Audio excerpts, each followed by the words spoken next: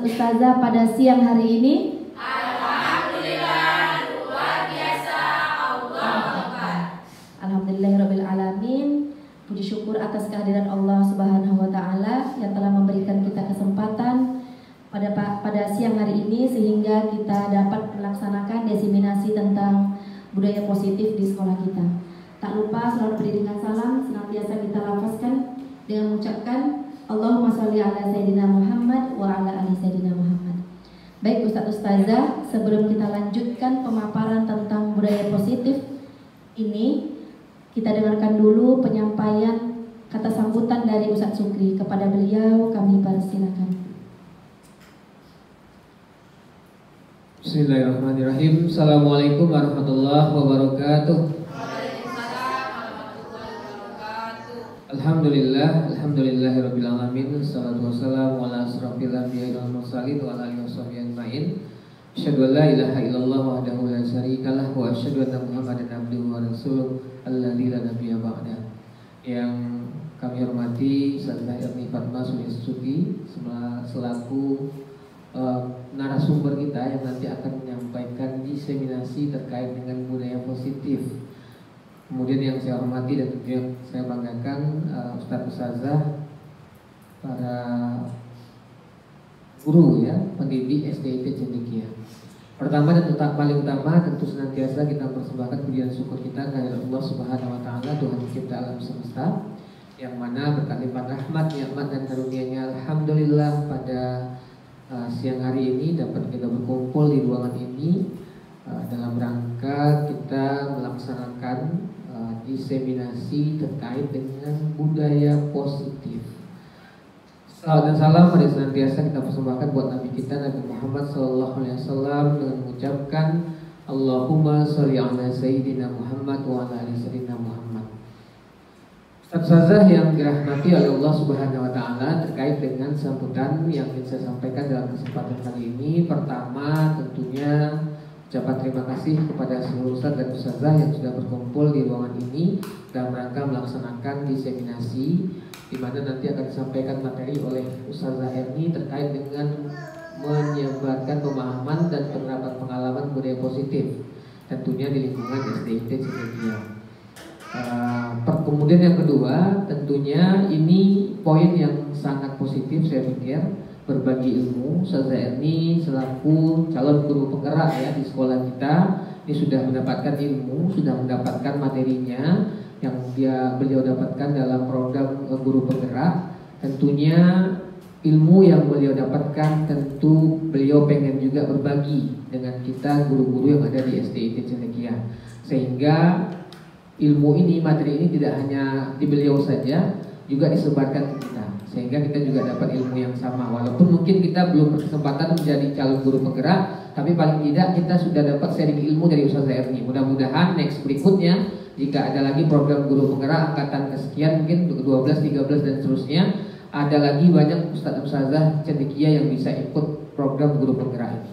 Karena secara materi kami dapat info baik itu dari rekan-rekan kepala sekolah, dengan rekan guru yang sudah mengikuti, sangat bagus sekali ya materinya yang didapatkan, dan itu sangat menunjang kompetensi kita sebagai seorang guru. Nah ini penting Ustazah. Nah hari ini salah satunya nih akan disampaikan oleh Ustazah Erni terkait dengan budaya positif. Mari kita ikuti dengan seksama kegiatan kita hari ini. Mudah-mudahan diseminasi ini berjalan dengan baik dan lancar, dan ada ilmu yang kita dapatkan hari ini yang berkaitan dengan budaya positif yang bisa kita terapkan baik itu sesama dengan rekan guru di SDIT Cendekia, wabil khususnya adalah untuk peserta didik kita, agar kemudian dia merasakan manfaat ilmu yang sudah ustaz-ustazah mereka dapatkan, sehingga bisa ditularkan ke anak, sehingga yang menjadi yang merasakan betul manfaat ini adalah anak didik kita insya Allah. Itu mungkin saya pikir untuk sambutan, mudah-mudahan bisa kita ikuti dengan maksimal kegiatan hari ini, diseminasi hari ini, dan mudah-mudahan tadi saya sampaikan ada ilmu yang bermanfaat yang bisa kita dapatkan dalam pertemuan kita hari ini. Demikian mungkin ya Ustazah. Terima kasih sekali lagi atas kehadirannya.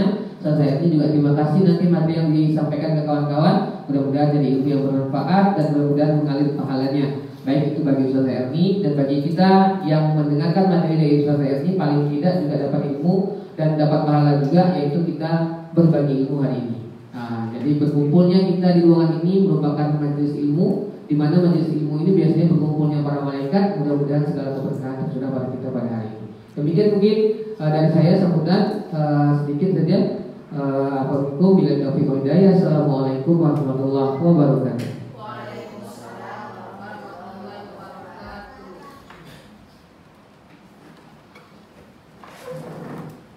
Jazakallah kepada Ustaz Sukri yang telah memberikan motivasi kepada kita semua. Mudah-mudahan kita senantiasa diberikan keberkahan dan kesehatan. Amin ya rabbal alamin. Baik Ustaz Ustazah, langsung saja kita mulai untuk diseminasi penyebaran pemahaman dan penerapan pengalaman budaya positif. Ini saya dapatkan ketika pembelajaran pada modul 1.4 kemarin, sekitar 2 pekan lalu. Dan ini adalah sebuah kegiatan aksi nyata sebenarnya sebagai syarat sebagai calon guru penggerak. Namun saya berharap hal ini bisa tersampaikan kepada ustadz-ustadzah semuanya, karena berdampak baik sekali jika kita lakukan di dalam kelas. Apalagi kita di dalam kelas itu atau di sekolah itu sering mendapatkan atau sering mengalami permasalahan-permasalahan atau problem terkait tentang pendidikan anak, baik tentang emosional, gaya belajar mereka dan lain sebagainya. Dan ini perlu mudah-mudahan nanti di sini kita bisa saling berbagi, diskusi dan tanya jawab seputar materi tentang budaya positif. Saya cek sound dulu boleh? Boleh. Tepuk semangat.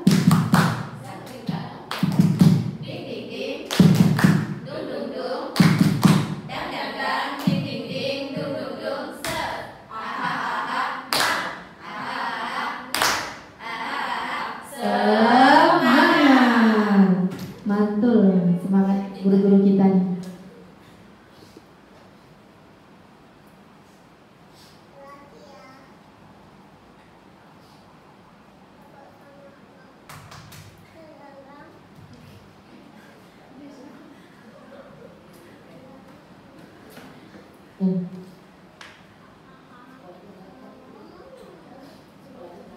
Perubahan paradigma dalam belajar.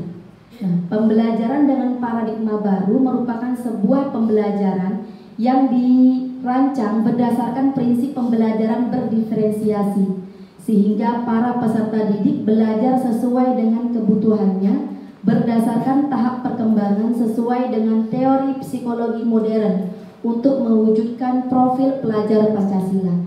Jadi pembelajaran itu harus pada prinsip berdiferensiasi, karena kita sendiri tahu bahwasanya murid kita di dalam kelas itu memiliki kemampuan yang beragam. Ada yang audio, ada yang visual, dan juga ada yang kinestetik. Nah, di sini pengertian dari disiplin positif. Apa itu disiplin positif? Disiplin berasal dari kata disiplina yang artinya belajar, disiplin, belajar. Nah, disiplin ini mengacu pada disiplin diri yang memiliki tanggung jawab terhadap apa yang dilakukannya berdasarkan nilai-nilai yang diyakini. Disiplin positif ini merupakan salah satu cara penerapan disiplin yang bertujuan untuk menumbuhkan kesadaran serta memperdaya peserta didik tanpa imbalan penghargaan atau reward atau ancaman dan hukuman. Jadi disiplin positif ini tujuan kita memang di awal itu pasti kita inginnya anak-anak itu melaksanakan budaya positif itu dengan kesadaran. Namun memang di awal terkadang pelaksanaan disiplin positif itu harus kita lakukan dengan ancaman atau hukuman. Biasanya kalau makan berdiri denda 2.000. Anak-anak tak makan berdiri. Kalau belajar, sebelum belajar semuanya harus masuk kelas. Kalau terlambat belajarnya di luar. Jadi biasanya seperti itu. Nah, ternyata pelaksanaan disiplin positif itu tidak baik untuk kita lakukan secara terus-menerus di kelas. Nah, jadi bagaimana caranya kita melaksanakan disiplin positif di kelas dan anak itu melakukannya itu dengan penuh kesadaran tanpa adanya ancaman atau hukuman atau tidak mengharapkan penghargaan atau imbalan yang diberikan oleh guru. Jadi kita harapannya anak-anak itu sadar, oh saya harus makan berdiri karena memang saya harus makan duduk karena memang harus seperti itu. Sunnahnya begitu. Saya harus masuk tepat kelas karena saya harus menerapkan disiplin di kelas sebelum belajar. Jadi sampai pada tahap anak-anak itu memiliki kesadaran untuk melakukan sesuatu. Nah, sebagai pendidik, tujuan kita adalah menciptakan peserta didik yang memiliki disiplin diri. Artinya dia memiliki kesadaran atau disiplin atas dasar dirinya sendiri.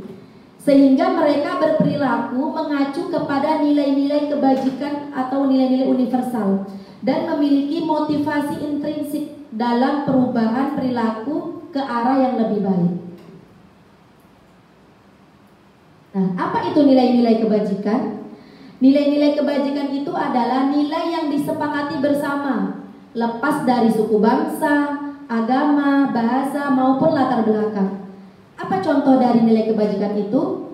Seperti tercantum dalam profil pelajar Pancasila, yaitu beriman dan bertakwa kepada Tuhan Yang Maha Esa dan berakhlak mulia, kebinekaan global, gotong royong, mandiri, kreatif, dan bernalar kritis.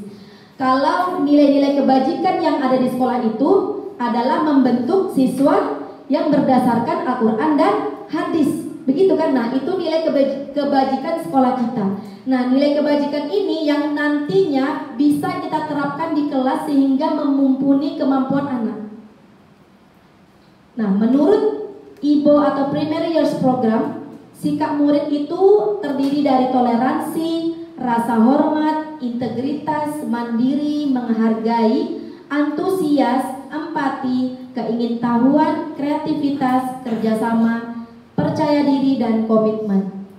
Sementara keterampilan hidup dari nilai kebajikan itu dapat dipercaya, lurus hati, menjadi pendengar yang aktif, tidak merendahkan orang lain, serta memberikan yang terbaik untuk diri sendiri. Nah, kemudian bagaimana cara pembentukan keyakinan kelas? Pembentukan keyakinan kelas atau di kelas, pasti ustazah sudah buat ya kesepakatan kelas yang di awal pembelajaran itu sudah pernah kita lakukan. Nah, kira-kira kesepakatan kelas itu sudah termasuk belum dengan keyakinan kelas? Nah, pembentukan keyakinan sekolah atau keyakinan kelas itu bersifat lebih abstrak daripada peraturan yang lebih rinci dan lebih konkret. Kemudian keyakinan kelas berupa pernyataan-pernyataan universal. Kemudian keyakinan kelas senantiasa dibuat dalam bentuk positif. Keyakinan kelas hendaknya tidak terlalu banyak sehingga mudah diingat dan dipahami oleh semua warga kelas. Jadi jangan terlalu banyak, saking kita itu mau mengatur anak, kita bikin semuanya dalam peraturan. Jadi artinya kita pokokkan atau kita buat peraturan itu yang sekiranya menunjang kedisiplinan siswa. Misalnya hadir tepat waktu di sekolah atau hadir belajar kan sama-sama hadir tepat waktu. Jadi kita singkatkan hadir tepat waktu baik di sekolah maupun saat belajar, sehingga tidak terlalu banyak yang akan diingat oleh siswa-siswa kita. Kemudian keyakinan kelas sebaiknya sesuatu yang dapat diterapkan di lingkungan tersebut. Jadi memang harus bisa dilakukan di sekolah, yang cocok diterapkan di sekolah. Kalau misalnya tidak ada hubungannya dengan sekolah, tidak perlu kita masukkan ke dalam poin dari keyakinan kelas itu. Kemudian semua warga kelas hendaknya ikut berkontribusi dalam pembuatan keyakinan kelas lewat kegiatan curah pendapat. Nah, jadi kegiatan ini harus diikuti oleh seluruh siswa kita. Tak boleh kita yang menentukan sendiri. Nih sudah tentukan nih keyakinan kelasnya, sudah ada semuanya beserta poin-poinnya, tidak boleh. Jadi kita dalam membuat kesepakatan kelas atau keyakinan kelas itu harus bersama peserta didik. Jadi yang mau kita buat itu juga lahir dari pemikiran-pemikiran siswa kita. Jadi dia yang memiliki ide. Misalnya apa keyakinan kelas yang mau kita buat di kelas ini? Hadir tepat waktu ustazah. Nah, jadi itu memang keluar dari anak-anak kita. Tanpa kita minta, mereka pasti akan memikirkan peraturan yang baik untuk kelas kita. Seperti itu. Kemudian bersedia meninjau kembali keyakinan kelas dari waktu ke waktu. Nah, sekiranya ini sudah bagus, sudah cocok, kita revisi lagi, kita buat lagi peraturan yang terbaru. Jadi tidak pakem 1 tahun hanya itu saja peraturannya. Jika misalnya di perjalanan pembelajaran kita temukan permasalahan-permasalahan baru yang sekiranya memang harus kita buat, kita sepakati bersama siswa kita, ini bisa direvisi. Itu. Nah, nilai-nilai kebajikan yang utama. Apa nilai-nilai kebajikan itu? Harus ada nilai religiusnya. Apalagi sekolah kita cendekia, memang tidak jauh dari nilai-nilai religius. Kemudian ada sopan santun, kemudian bertanggung jawab, mandiri, saling menghargai dan menghormati. Ini adalah contoh nilai-nilai kebajikan di kelas 6 Al-Fatih yang pernah kami buat bersama. Itu yang pertama, hadir tepat waktu, kemudian memberikan salam ketika masuk ke dalam ruangan kelas ya, maksudnya dimasuk dalam kelas, kemudian berdoa sebelum dan sesudah pembelajaran, kemudian bersikap sopan dan santun, dan kelima mengerjakan tugas tepat waktu, dan yang keenam menjaga kebersihan kelas. Ini kami sepakati dan sudah kami kerucutkan. Misalnya ada anak-anak nih yang sekiranya buang sampah di tong, buang sampahnya di tong sampah, misalnya kayak gitu kan. Oh, Ustazah, tidak boleh buang sampah sembarangan. Nah, jadi kalimat-kalimat itu kita kerucutkan jadi satu dengan kalimat menjaga kebersihan kelas. Jadi sudah menginclude semuanya. Nah, hadir tepat waktu juga. Dengan kalimat hadir tepat waktu ini berarti siswa sudah wajib melaksanakan pembelajaran ketika guru sebelum masuk, mereka sudah siap di kelas. Baik ketika mereka datang ke sekolah ataupun ketika menunggu guru masuk. Nah, jadi kalimatnya itu bisa kita kerucutkan.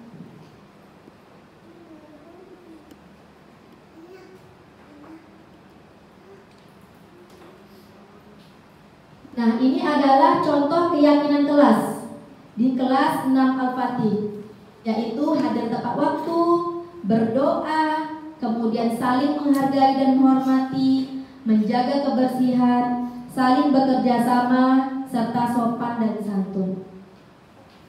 Ini bukan pakem ya Ustazah, nanti bisa ditambah lagi 10 poin juga boleh. Ini hanya sebagai contoh. Mungkin di kelas kita mungkin ada lagi yang lebih baik seperti itu. Kemudian saya masuk ke materi yang berikutnya, yaitu tentang kebutuhan dasar manusia. Kebutuhan dasar manusia adalah sesuatu yang kita lakukan untuk mendapatkan apa yang kita inginkan. Seluruh tindakan yang kita lakukan memiliki tujuan tertentu, dan semua usaha terbaik yang kita lakukan adalah dalam rangka agar kebutuhan dasar kita terpenuhi dengan baik. Ini kebutuhan dasar manusia. Jadi memang kita itu sebagai makhluk Allah itu memiliki yang namanya memang kebutuhan dasar, dan ini semuanya bukan hanya untuk siswa saja, tetapi sebagai guru juga kita memiliki yang namanya kebutuhan dasar manusia. Apa itu kebutuhan dasar manusia? Yang pertama adalah bertahan hidup, kemudian yang kedua adalah kasih sayang dan rasa diterima, kemudian penguasaan, kebebasan, dan kesenangan. Ada 5 kebutuhan dasar manusia. Yang pertama adalah bertahan hidup. Contoh dari bertahan hidup itu seperti apa? Sebagai manusia tentu kita butuh makanan, kita butuh pakaian, tempat tinggal, keamanan, dan kesehatan. Tentu kita perlu ya semuanya. Sebagai makhluk Allah itu kita perlu. Ini contoh dari kebutuhan dasar manusia, poin bertahan hidup. Kemudian yang kedua itu kasih sayang dan rasa diterima. Nah, apa contohnya? Rasa diterima, kemudian dipedulikan, kemudian saling berbagi, dan kerjasama atau kolaborasi. Kemudian yang ketiga itu adalah penguasaan. Apa contoh dari penguasaan itu? Yaitu harga diri, keinginan untuk dianggap, kemudian adalah sifat kepemimpinan, kemudian diakui, berprestasi, dan ingin didengar. Nah, selanjutnya kebutuhan dasar yang keempat itu adalah kebebasan. Apa contoh dari kebebasan itu? Seperti mandiri, memiliki pilihan, kemudian mencoba hal yang baru, mampu mengendalikan arah diri. Dan yang terakhir adalah kesenangan, ngopi misalnya. Kemudian bermain, humor, tertawa, itu adalah kebutuhan dasar kesenangan. Jadi memang kita itu tidak terlepas dari 5 kebutuhan dasar ini. Kalau satu aja tidak ada, pasti jiwa kita merasa tertekan. Pasti ada kecenderungan emosional yang tidak stabil.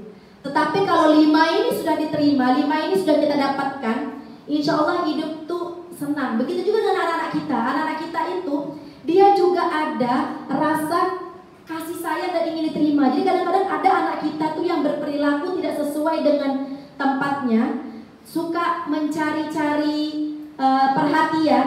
Itu bisa dikatakan bahwa siswa kita itu sebenarnya memiliki kebutuhan dasar yakni ingin diberikan kasih sayang. Poin yang kedua, ingin diberikan kasih sayang dan rasa diterima, sehingga mereka itu cenderung membuat sebuah perilaku yang menyimpang. Jadi kadang-kadang kita melihat anak kita itu berbuat sesuatu yang di luar batas, kita lihat dulu kira-kira ini seperti apa nih. Kenapa anak kita tuh sebentar keluar, baru nulis bismillah di kelas sudah dia keluar kelas. Ternyata siswa kita itu butuh yang namanya kebebasan. Dia butuh yang namanya eksplor diri. Nah, ternyata seperti itu. Ternyata anak kita itu bukan malas belajar, tetapi ada kebutuhan dasar dalam diri dia tuh yang ingin diberikannya kepada kita, yang ingin dia dapatkan dari kita, yang harus kita berikan. Dan memang kadang-kadang anak tuh kalau dia sudah berbuat kesalahan, kemudian kita tegur, kita tanya, pasti dia jujur. Ini ustazah, karena memang ada sesuatu yang harus kita berikan kepada siswa-siswa kita. Seperti kita lah, kalau udah akhir bulan itu sakit kepala, karena memang butuh isi dompet terbaru. Kalau lambat sedikit gajian, udah mulai tuh emosional tak terkendali. Kenapa? Karena memang kita butuh yang namanya kesenangan tadi. Kita butuh yang namanya income untuk bertahan hidup. Sementara posisi kulkas sudah mulai menipis. Tentu kita butuh yang baru. Mungkin malamnya makan Indomie lagi kan. Nah, seperti itulah. Dan itu ternyata juga diinginkan oleh siswa-siswa kita. Nah, ini motivasi perilaku manusia. Motivasi ekstrinsik atau motivasi dari luar, yaitu contohnya seperti untuk menghindari ketidaknyamanan atau hukuman. Jadi kadang-kadang anak tuh dia tuh melakukan sesuatu itu karena untuk menghindari hukuman aja. Biar tak disuruh berdiri, biar tak suruh lari lapangan, tetapi belum ada kesadarannya. Kemudian atau untuk mendapatkan imbalan atau penghargaan dari orang lain. Siapa yang dapat jawab, ustazah kasih 5.000. Nah, siapa yang dapat jawab, ustazah kasih pena. Jadi dia mau jawab kalau dapat pena. Kalau tak dapat pena, tak dapat hadiah. Pasti kayak gitu kan? Jadi memang belum ada tuh, itu belum muncul kesadaran dalam diri siswa kita. Pernah ustazah mengalami? Pernah, pasti kita semua pernah. Dan saat kita ingin memberikan pertanyaan pemantik atau lain sebagainya, kalau tak ada hadiahnya, anak tak mau jawab. Tapi, ini pena, cepat berebut. Boleh pula ada ini kan? Nah, kemudian motivasi intrinsik, yaitu menjadi orang yang mereka inginkan dan menghargai diri sendiri dengan nilai-nilai yang mereka percaya. Nah, ini yang kita inginkan. Ada nilai-nilai atau motivasi perilaku dari siswa kita itu yang timbul memang karena mereka itu ingin memberikan penghargaan terhadap dirinya sendiri. Dengan nilai-nilai yang mereka percayai, saya ingin menjawab karena saya memang ingin menjadi yang pertama misalnya. Saya ingin memberikan yang terbaik. Saya ingin menjadi siswa yang cerdas atau lain sebagainya. Jadi memang timbul dalam diri dia sendiri, bukan karena imbalan yang kita berikan atau segala sesuatu yang ada dari luar. Nah, apa contoh dari hukuman itu? Contoh dari hukuman. Nih, misalnya kita memberikan siswa kita melakukan pelanggaran, kemudian kita berikan hukuman. Nah, apa yang dikatakan dengan hukuman? Itu sifatnya tiba-tiba, tidak terencana. Murid tidak tahu apa yang terjadi sehingga bersifat satu arah atau berupa hukuman fisik. Kenapa terlambat? Kamu ini terlambat ya, keluar dari kelas. Berdiri di depan kelas. pikiran yang tiba-tiba muncul dalam diri kita, belum ada dalam kesepakatan yang sudah kita buat misalnya.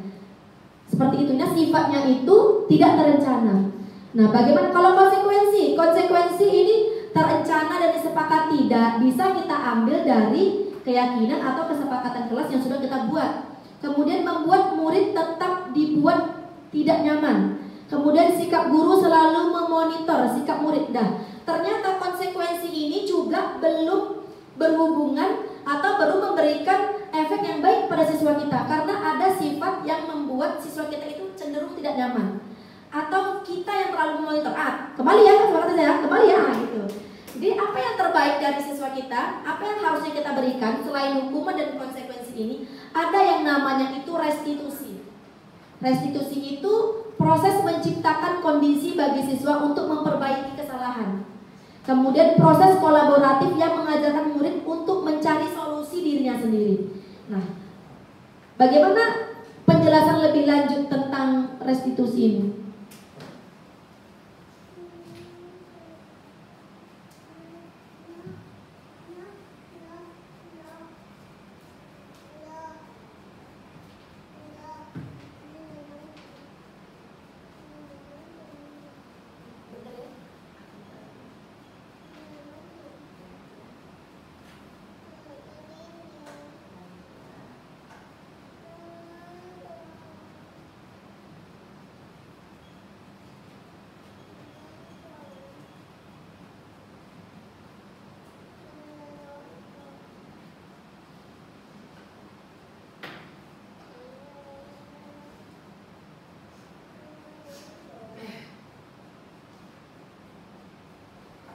Nah, ini dia yang dikatakan dengan segitiga restitusi. Apa itu segitiga restitusi? Yaitu ada 3 tahapan ketika kita menghadapi permasalahan siswa, kita bisa melakukan dari 3 tahapan ini, sehingga disebut dengan segitiga restitusi. Apa aja itu? Yang pertama, validasi tindakan menstabilkan identitas. Yang pertama itu menstabilkan identitas. Kemudian yang kedua, validasi tindakan yang salah. Kemudian yang ketiga, menanyakan keyakinan. Jadi 3 tahapan segitiga restitusi. Yang pertama itu menstabilkan identitas. Kemudian yang kedua, validasi tindakan yang salah. Kemudian yang ketiga, menanyakan keyakinan. Nah, segitiga restitusi ini adalah sebuah proses dialog. Jadi adanya dialog antara siswa dan murid yang dijalankan oleh guru agar dapat menghasilkan murid yang mandiri dan bertanggung jawab. Nah, ini adalah tahapan yang pertama, menstabilkan identitas. Bagaimana contoh dari menstabilkan identitas itu? Berdasarkan prinsip membuat kesalahan adalah bagian dari proses pembelajaran. Nah, misalnya gini, nanti siswa kita tuh ada yang berbuat salah. Misalnya dia memukul temannya karena marah. Misalnya temannya mencontek, dia marah, dia pukul temannya. Nah, bagaimana cara kita menstabilkan identitas siswa kita? Jadi kita tanyakan dulu kepada dia, apa yang kamu lakukan, sehingga dia bisa menjelaskan posisi dirinya itu seperti apa yang sudah dia lakukan, sampai pada tahap dia sadar bahwasanya dia berbuat kesalahan, sehingga ada timbul kalimat kita yang menyatakan bahwasanya berbuat salah itu wajar. Kemudian tidak ada manusia yang sempurna. Kemudian kamu berhak merasa begitu. Jadi kita stabilkan dulu posisi anak murid kita, bahwasanya kita ini guru tidak memberikan hukuman. Kita guru itu tidak langsung menghakimi, tetapi kita berikan dulu siswa kita itu kekuatan atau kepercayaan sehingga dia bisa mengungkapkan apa yang mereka rasakan, meskipun sebenarnya yang dilakukan oleh siswa kita itu salah. Jadi kita kuatkan dulu identitas dia dengan kalimat, berbuat salah itu wajar nak, tak apa-apa, wajar kok, semua orang juga tidak ada yang sempurna. Tapi, nah di situ nanti kita lanjutkan kalimatnya dengan cara validasi tindakan yang salah. Nah, kita berikan pemahaman siswa kita bahwasanya yang dia lakukan itu salah, meskipun berbuat salah itu ya wajar-wajar aja, seperti itu. Seperti apa contohnya? Kamu pasti punya alasan mengapa melakukan hal seperti itu. Kamu melakukannya karena mempertahankan sesuatu Ustazah tahu kamu salah, tapi apakah wajar kamu pukul teman kamu hanya karena dia mencontek? Nah, begitu. Jadi kita berikan pemahaman kepada siswa kita bahwasanya kita validasikan, kita berikan pemahaman bahwa tindakan dia itu salah, tidak boleh dilakukan. Ini hanya sebagian contoh kalimat dan ustazah pasti bisa kira-kira menjabarkan kalimat seperti apa. Tapi tidak baik. Teman kamu mencontek, kamu pukul, itu bukan perbuatan yang baik. Nah, seperti itu. Jadi kita berikan pemahaman kepada siswa kita. Iya, kamu melakukannya karena mempertahankan sesuatu yang penting bagimu. Iya, tapi tidak boleh melakukan hal seperti itu. Kemudian baru kita tanyakan keyakinannya. Apa keyakinan kelas kita? Kira-kira apa keyakinan kelas kita yang sudah kamu langgar? Kemudian nilai-nilai apa yang kita sepakati bersama tapi kamu langgar? Kemudian seperti apa gambaran kelas yang ideal untuk kamu? Nah, jadi nanti dari kasus tadi saya teruskan, kita yakinkan, kita tanyakan keyakinan siswa kita, apa keyakinan kelas yang kamu langgar? Kamu pukul teman kamu tadi, apa kesepakatan kelas yang sudah kamu langgar? Dia akan menjawab, iya ustazah, saya tidak menghargai orang lain, atau saya bersikap emosional, saya tidak menghormati orang lain, kurang menghargai. Nah, seperti itu. Jadi disitulah nanti 3 tahapan restitusi itu sudah kita laksanakan. Yang pertama tadi kita stabilkan identitasnya dulu, kemudian validasikan tindakan yang salah, kemudian yang ketiga kita yakinkan keyakinannya, kita tanyakan keyakinannya, kira-kira kesepakatan kelas mana yang sudah kita langgar, kira-kira apa yang harus kita lakukan. Nah, di terakhirnya kita tanyakan lagi, apa kira-kira yang harus kamu lakukan karena sudah melanggar kesepakatan kelas atau keyakinan kelas kita. Kalau tidak menghormati orang lain, apa yang harus kamu lakukan? Nah, dia sudah memikirkan konsekuensinya. Jadi sebenarnya arah tujuan kita itu untuk memberikan konsekuensi, tapi kita lakukan dulu pelaksanaan segitiga restitusi ini sehingga anak itu memiliki kesadaran bahwasanya dia berbuat salah, kemudian dia juga tahu hukuman apa yang harus dia terima jika memang ada termasuk dalam kesepakatan kelas kita, atau jika misalnya belum ada kesepakatan kelas yang sudah kita munculkan. Nah, di sini kita bisa memberikan dia pemikiran, kira-kira sudah seperti ini, apa yang harus kamu lakukan? Saya harus lebih bersabar misalnya, tidak boleh buat lagi. Temannya sakit kan, temannya habis dipukul, sakit. Nah, tak boleh seperti itu lagi, itu sesuatu yang tidak boleh. Kemudian apa lagi yang harus kamu lakukan? Minta maaf. Nah, jadi nanti siswa kita itu akan memberikan solusi untuk dirinya sendiri. Sampai sini ada yang mau ditanyakan? Lanjut dulu ya.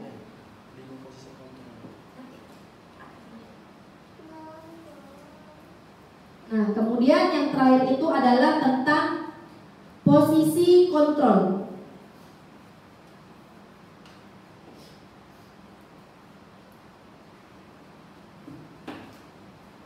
Nih, 5 posisi kontrol yang yang pernah kita lakukan, tapi ternyata ada yang membedakan.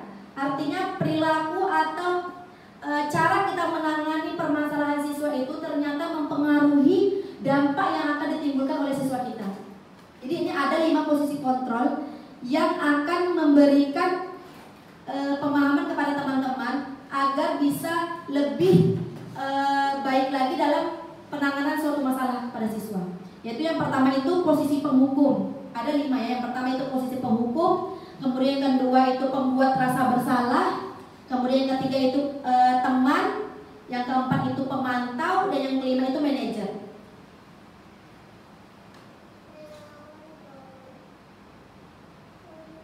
Ini adalah contoh. Apa contoh penerapan posisi kontrol sebagai penghukum? Misalnya ada siswa kita yang terlambat datang ke sekolah, kemudian kita berikan dia hukuman yaitu hormat pada bendera selama 1 jam. Ini ternyata tidak boleh, karena ini adalah posisi sebagai penghukum, tidak memberikan efek jera terhadap siswa kita. Dan yang kemudian membuat merasa bersalah. Apa contoh pembuat merasa bersalah? Berapa kali ustadz atau ustazah harus memberitahu kamu selalu saja mengecewakan mengecewakan bapak atau ibu, atau kamu selalu saja mengecewakan ustazah. Jadi kalau kita berkata seperti ini, kita membuat anak kita itu merasa bersalah terhadap perilaku yang sudah dia buat. Dia merasa bahwasanya oh berdosa gitu, atau dia sudah melakukan suatu perilaku yang menyakitkan seperti itu. Ini posisi sebagai pembuat merasa bersalah. Kemudian yang ketiga itu posisi teman. Seperti apa contoh posisi teman? Ayo dong, ikuti aturan sekolah. Tolong bantu bapak ibu yang sekali ini saja ya.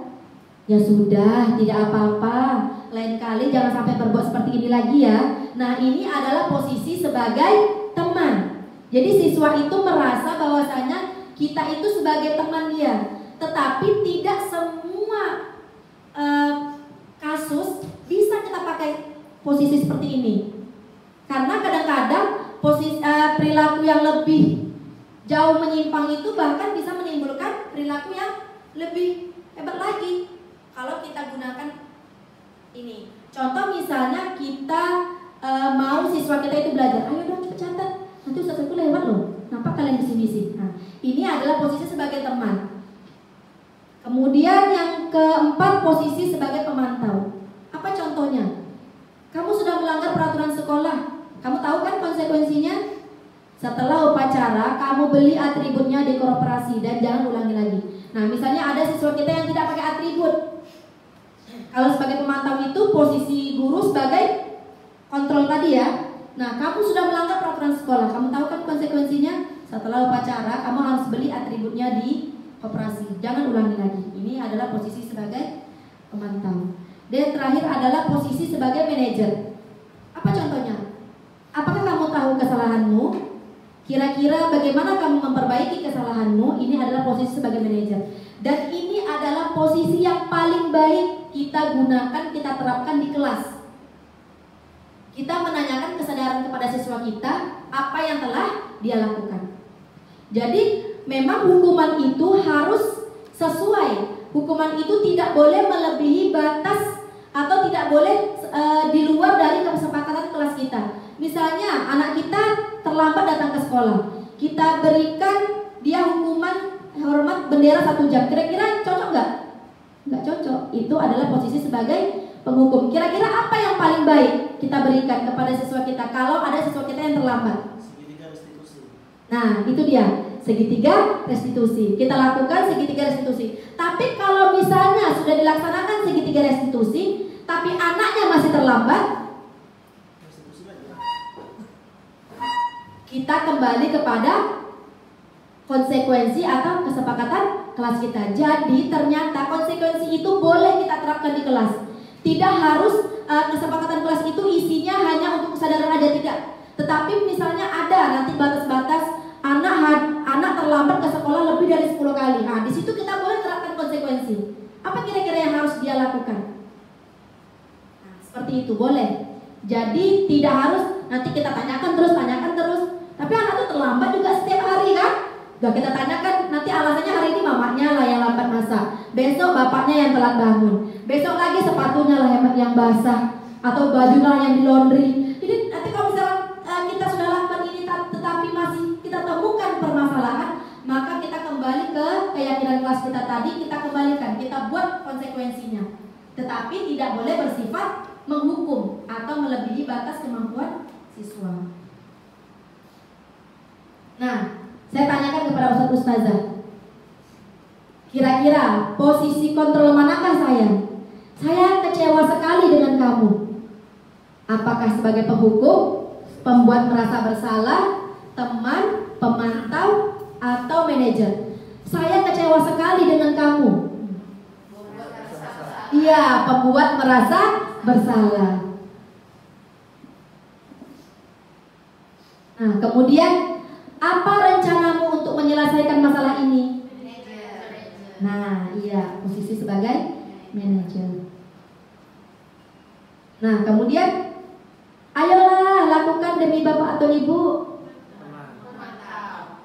Ayolah lakukan ini demi bapak atau ibu. Ayo, posisi sebagai apa nih? Sebagai teman, karena cenderung seperti berbicara kepada teman. Ini tadi sudah ya? Berarti ini untuk guru-guru gak bagus, Ustaz.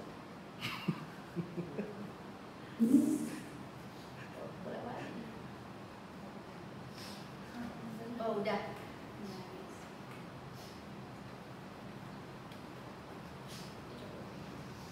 Nah, jadi bisa ini ya, bisa dibedakan ya 5 posisi tadi dan bisa diterapkan di kelas.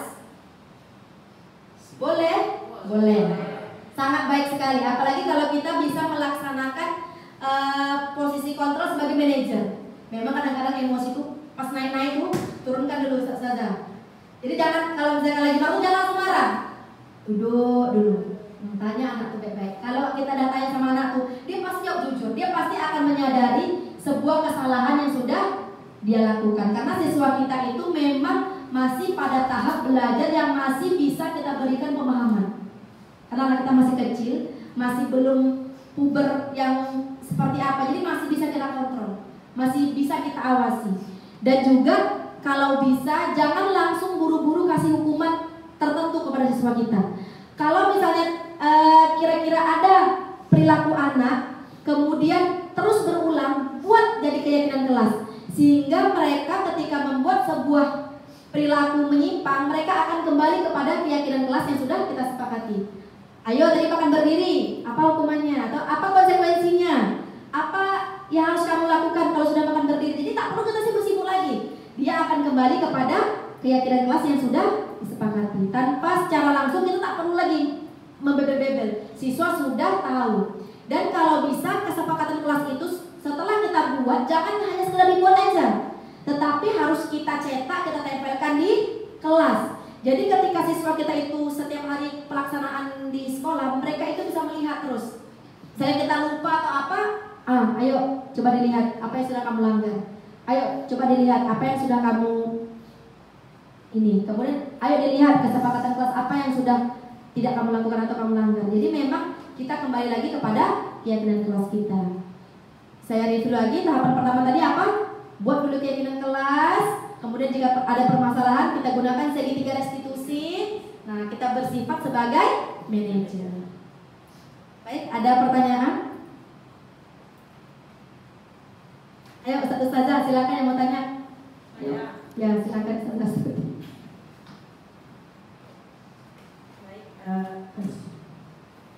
Terima kasih atas kesempatannya. Saya mau bertanya kepada Ustazah Erni. Ini contoh kasus ya Ustazah. Misalnya posisi kontrol apa yang paling baik digunakan untuk menangani anak yang suka berbohong?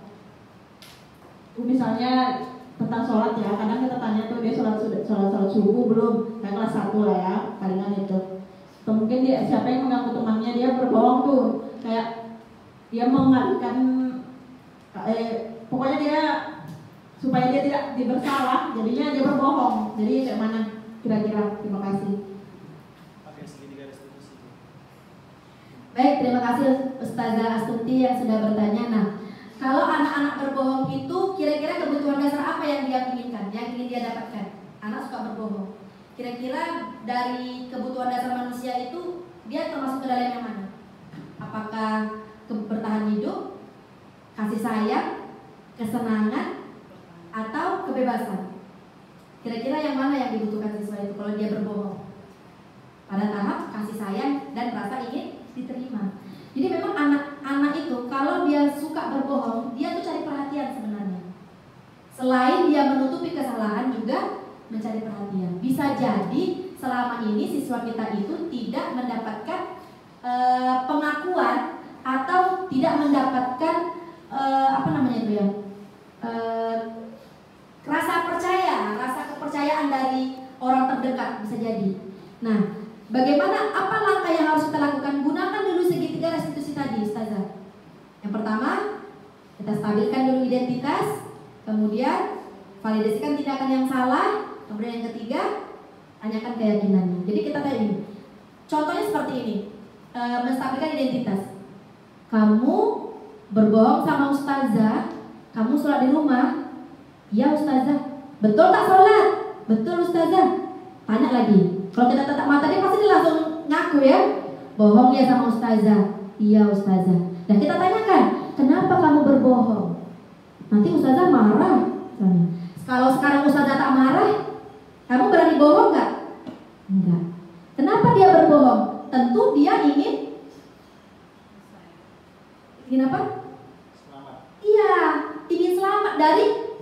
bisa jadi selama ini tak sholat di rumah ustazah suruh berdiri ya, atau duhanya 8 rakaat. Karena dulu saya selalu menerapkan hal seperti itu ketika di kelas 5 Usman. Tak sholat subuh di rumah, sholat duhanya 8 rakaat. Kan kadang-kadang mereka bohong gara-gara menghindari hukuman tadi. Ternyata anak-anak itu kecenderungan di sana. Nah, baru kita tanyakan, bohong itu apa hukumnya? Dosa. Dosa sama siapa? Sama ustazah, sama Allah, sama lain sebagainya. Kemudian apa yang harus kamu lakukan? Tidak berjanji, tidak berbohong. Lagi sampai pada tahap menanyakan keyakinan, boleh nggak kamu berbuat seperti ini? Apa yang harus kamu lakukan? Seperti itu. Apa kalau misalnya terjadi lagi, kamu harus seperti apa? Tidak boleh dan lain sebagainya. Istighfar atau seperti apa? Jadi berikan dulu penanganan yang terendah dulu, ustazah. Buat anak itu merasa bahwasanya kita ini tidak akan memberikan hukuman yang berat gitu. Kita buat seperti anak kita itu posisi kita ini adalah orang yang paling dia percaya di sekolah ini. Dia sampai pada tahap itu, sehingga kalau dia merasa nyaman dengan kita, dia merasa bahwasanya kita ini tidak sedang menghakimi, tidak memberikan hukuman, tidak menjudge. Insya Allah anak-anak itu nurut sama kita. Insya Allah nanti ke depan dia walaupun ada kesalahan itu nanti kita kembalikan lagi, kita gunakan lagi proses itu. Nanti anak itu makin lama nanti insya Allah makin baik. Karena memang kalau kita langsung hukum, pasti nanti anak-anak tuh mencari akal tuh. Apa cara yang harus kita lakukan biar kayak gini ya? Sementara, nah kalau sholat di rumah itu kan sebenarnya tidak sesuai dengan lingkungan sekolah kita. Tidak ada tanggung jawab sebenarnya. Yang tadi kita kembali lagi ke pembahasan tadi, kesepakatan itu harus dibuat yang sesuai dengan sekolah. Tetapi kalau di rumah itu bisa kita buat, tetapi tidak harus pada tahap yang seperti apa ustazah, karena jauh dari jauh dari kemampuan kita lagi untuk menyelesaikan hal itu. Mungkin bisa kita berikan pemahaman saja kepada siswa, kecuali misalnya dia main-main atau tidak sholat ketika berada di sekolah, baru bisa kita bikin keyakinan kelasnya. Tapi kalau misalnya dia berbohong tidak sholat di rumah, itu nanti kita bisa berikan pemahaman saja kepada siswa kita. Jangan sampai berikan hukuman yang melewati batas, dan jangan berikan hukuman dulu. Jadi kita selesaikan dulu di menggunakan segitiga restitusi. Ustazah. Yang lain mungkin ustazah yang lain boleh bertanya.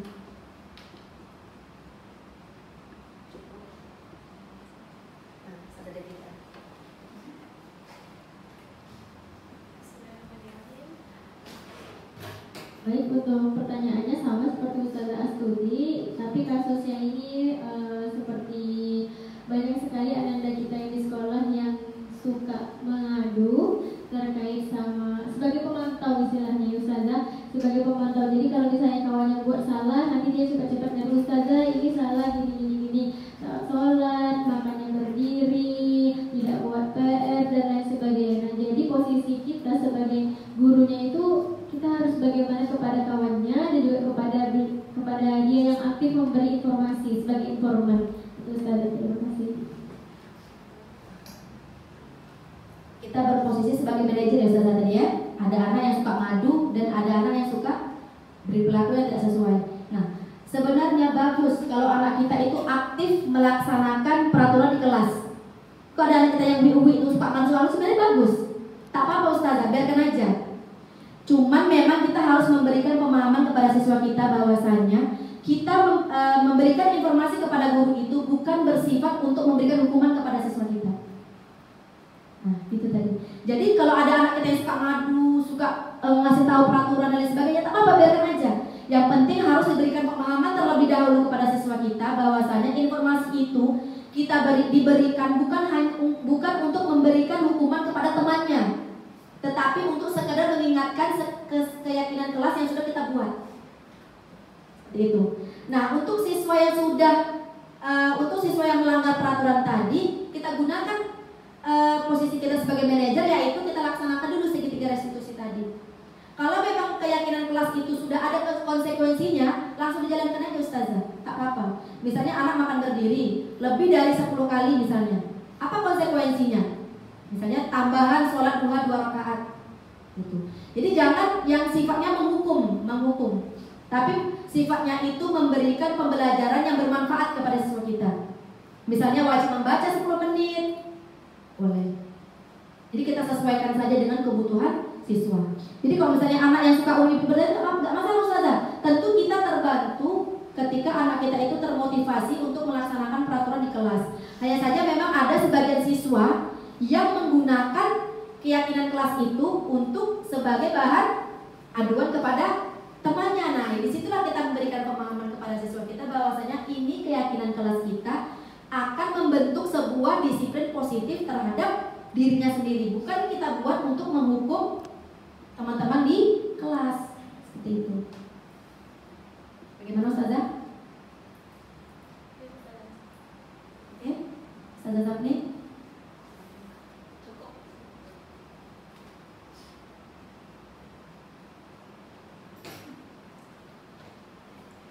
Baik, Ustazah, kira-kira ada yang mau ditanyakan? Atau ada yang mau diperjelas lagi tentang tadi ada 5 kebutuhan dasar manusia, kemudian ada posisi kontrol, kemudian ada segitiga restitusi dan lain sebagainya. Mungkin ada yang mau ditanyakan atau ada yang mau saya jelaskan ulang barangkali. Saya izin bertanya kembali, nggak usah pakai mikrofon, insya Allah kedengaran jelas. Baik, begini Ustazah, kalau misalnya kan posisi kelas 1 sampai kelas 6 itu kan tingkat usianya berbeda, tingkat emosionalnya juga berbeda. Nah, bagaimana cara mengontrol emosional untuk yang kelas tinggi? Misalnya kelas 5 sama kelas 6 itu kan udah puncaknya puber.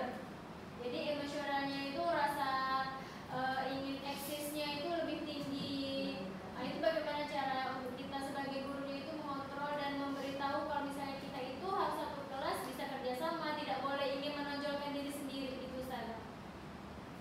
Baik, terima kasih Ustazah Devita. Bagaimana cara kita membuat siswa kita itu saling berkolaborasi? Begitu Ustazah. Bisa kita terapkan dengan pembelajaran kelompok. Semakin sering kita belajar kelompok, anak-anak itu semakin berinteraksi. Nah, namun di pembelajaran kelompok itu tidak boleh hanya satu tugasnya. Jadi usahakan pembelajaran di kelas itu, pelaksanaan pembelajaran kelompok itu semuanya harus ada peran. Contoh, kita bisa gunakan pada tahap semisal 1 orang mencatat, 1 orang presentasi, 1 orang tukang menjawab, 1 orang timekeeper misalnya. Jadi semuanya itu punya peran dalam kelompoknya, sehingga mau tidak mau mereka akan berkolaborasi bersama temannya. Dan kemudian nanti di pembelajaran yang lain kita terapkan juga seperti itu. Kita ubah dari kelompoknya, sehingga mau tidak mau anak itu tidak akan mungkin menonjolkan dirinya sendiri. Mau tidak mau mereka saling bekerja sama. Kadang-kala di kelas itu ada siswa yang pintar, tapi dia mau sendiri di kerjanya. Nanti kalau mau tanya dia juga yang jawab. Nah, jadi kita bagi. Siapa yang misalnya tukang tulis, siapa yang sebagai moderator. Jadi kelompok itu tidak boleh hanya kerja kelompok kita kumpulkan kemudian pulang, tak. Kita buat sistem kelompok yang memang betul-betul menggunakan seluruh peran dari anggotanya. Siapa yang jadi moderator, siapa yang jadi MC, sama ya jadi moderator. Oh ini apa? Tukang menjelaskan, presenter ya. Siapa yang jadi presenter, siapa yang tukang bertanya, siapa yang tukang menjawab, satu lagi timekeeper atau misalnya mengingatkan waktu.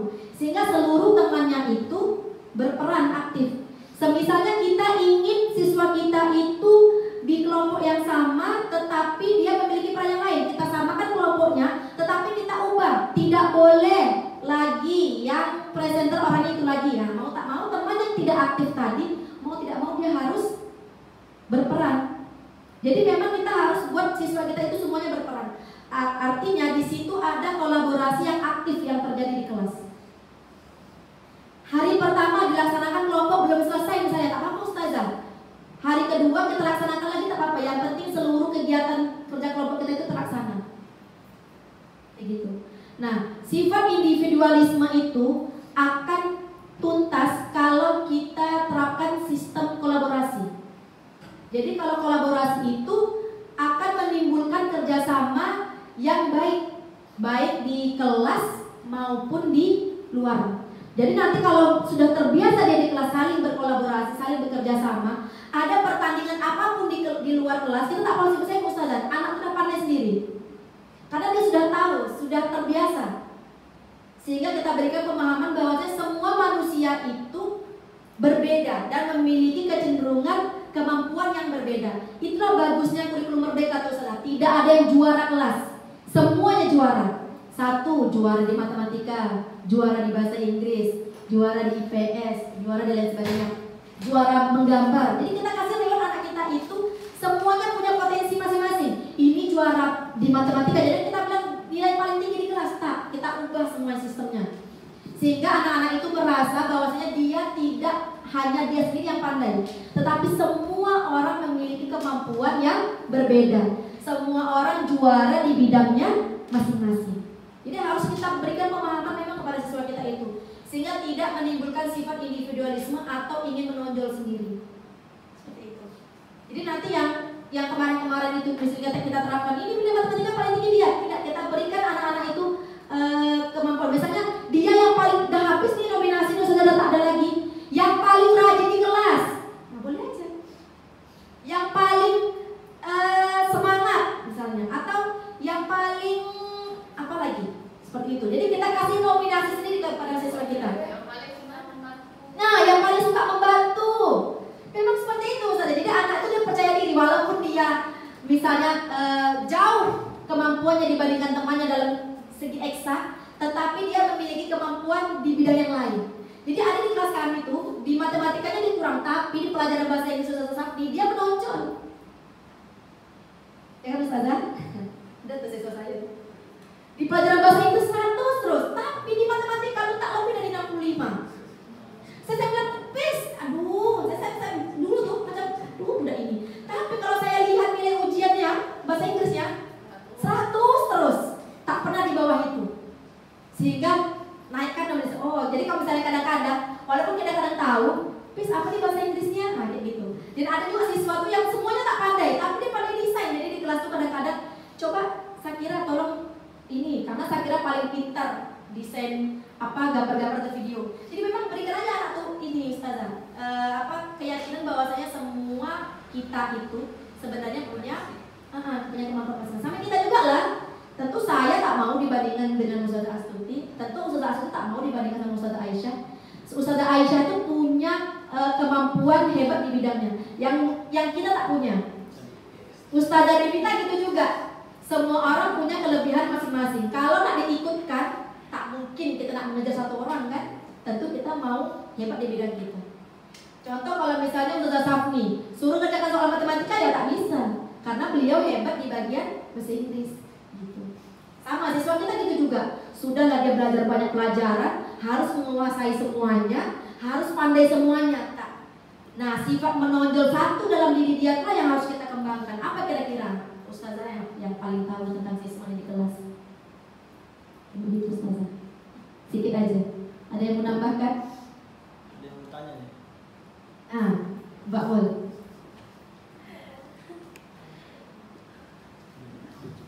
Terima kasih. Kami mau bertanya, kebetulan di kelas kami itu ada anak yang suka tidur. Nah, gimana solusinya bagi anak yang suka tidur? Apalagi di kelas 1, kadang kita kasihan, tapi macam mana ini belajar? Teman yang lain tuh, dia tidur gitu. Nah, kira-kira keyakinannya seperti apa Ustaz? Galau nih, soalnya kasusnya sama Ustaz. Tas kami gitu juga. Ada anak yang suka tidur. Kalau saya nih Ustazah, menangani kasus anak tidur tuh Ustazah, udah hampir 1 tahun lebih. Anak saya gitu juga, dari kelas sekarang kelas 6 masih juga, tapi mungkin jedanya agak sedikit berkurang dibandingkan ketika di kelas 5. Pengalaman saya tuh Ustazah, suruh cuci muka tak mau, suruh keluar tak mungkin, disuruh tidur kawannya ngamuk lah anak tidur kan. Cepat kerjakan tugas, kalau udah siap nulis boleh tidur. Wah, cepat-cepat dia kerjakan, tapi tak betul. Nah itu, ya gitu ya Ustazah ya. Jadi sama kita, saya juga ada siswa saya itu. Jadi memang kira-kira anak kita itu sukanya apa? Kalau siswa saya itu suka bergerak. Kalau kita kasih dia pekerjaan yang kemana-mana, cepat. Jadi kalau gerak jalan, belum kawan ganti baju, udah ganti baju duluan. Mau kemana kamu? Gerak jalan, belum lagi ada instruksi. Jadi kita kasih aja dia tugas yang kira-kira membuat dia tuh teralihkan Ustazah. Kalau saya tuh kalau dia belajar, saya dudukkan dia di paling depan. Sehingga nanti kalau misalnya dia lagi nulis, saya ajak ngomong, udah siap, ini. Nanti kalau misalnya dia udah siap, saya tak kasih dia tidur. Coba sini, yang Ustazah atau apa. Pokoknya ajak dia bicara terus Ustazah sampai dia pada tahap ada istirahat pertama, ada aman. Nah, walaupun di siang hari udah mulai itu nanti angin-angin deh. Saya bilang gini, nanti kalau pelajaran ini tidur, tahu konsekuensinya karena saya udah amankan dulu dari di awal Ustazah. Saya udah buat keyakinan kelas dulu di awal. Kalau tidur dia harus sapu kelas. Dia harus menggantikan temannya yang piket. Lebih dari 5 kali. Tentu dia mau menghabiskan 5 itu tentu dia berpikir karena jeda proses pembelajaran kita kan 1 tahun. Sementara bayangkan Ustazah kalau dia melewati batas itu dan alhamdulillah sampai sekarang masih aman. Saya tak tahu pula di pelajaran lain karena belum ada masuk aduan, tapi sejauh ini untuk tematik dia aman. Itu Ustazah. Jadi memang anak yang tidur itu saya kurang paham sih, tapi kalau anak saya tuh kalau udah dibilang rumah tafis, udah lama pula rumah tafis, tak mungkin tidur terus kan? Kalau nak dibilang dia kurang tidur tak juga, nak dibilang banyak aktivitas juga tidak. Memang kayaknya ada tipe anak tuh yang memang suka tidur. Dan itu tadi Ustazah di awal tuh kemarin kelas 5, kalau sudah pekerjaannya selesai boleh tidur. Dia memang cepat mengerjakan, tapi itu dia hasilnya tak pas. Jadi kayak gitu Ustazah buat. Atau misalnya Ustazah bisa dengan kelas 1 kan banyak games tuh, ada anak tuh games, nonton, dengarkan musik, bergerak. Jadi Ustazah kita tuh bergerak, belajar tuh kalau sudah mohon maaf ya bukan mengajari tidak, tapi memang apa namanya tuh ya, games itu memang penting di pembelajaran. Apa tuh namanya tuh? Bukan games, ice breaking. Nah, ice breaking itu memang sangat perlu Ustazah kita terapkan di kelas. Jadi meskipun jeda waktu misalnya 1 jam pelajaran, 2 jam pembelajaran, berarti 1 jam kita ya, 2 jam pembelajaran. Sudah selesai tuh ice breaking aja lagi. Terserah lah Ustazah mau kayak mana modelnya. Mau yang sifatnya bergerak atau mencari-cari, atau misalnya coba temukan bentuk bulat di dalam tasnya. Nanti kamu cari tuh, apa yang bulat di dalam tas saya? Apa yang bentuknya lingkaran? Atau misalnya coba silakan sebutkan nama hewan yang hurufnya F. Itu dia ini kan, tetap sempat tidur lagi Ustazah. Sempat lagi tidur. Karena ini. Atau misalnya kalau bosan di kelas kita ini main keluar Ustazah. Aja tuh main ke lapangan. Anak kelas 1 keluar suruh main lapangan. Suka dia tuh. Emaknya yang penting. Seperti itu. Itu mungkin sedikit saja sharing. Tapi Ustazah yang paling tahu tentang kelas. Jadi untuk menangani itu yang paling awal itu dekatkan dia posisinya dekat Ustazah. Jadi kalau ada apa-apa tuh Ustazah cepat ini. Ya artinya kalau anak kelas 1 tentu kalau depan kita tuh agak takut ya. Nah, dekatkan posisinya Ustazah sehingga interaksi antara kita dan dia tuh lebih dekat. Gini itu. Ya Ustazah yang mau nambahkan mungkin? Tidak? Baik, terima kasih Ustazah atas perhatiannya.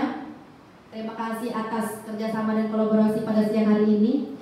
Mudah-mudahan sedikit yang saya sampaikan itu bermanfaat untuk Ustazah, dapat diterapkan di kelas dan di sekolah kita. Tentunya hal ini kita inginkan memberikan dampak yang baik untuk sekolah kita dan siswa-siswa kita. Saya tutup akhirul kalam. Wassalamualaikum warahmatullahi wabarakatuh. Waalaikumsalam.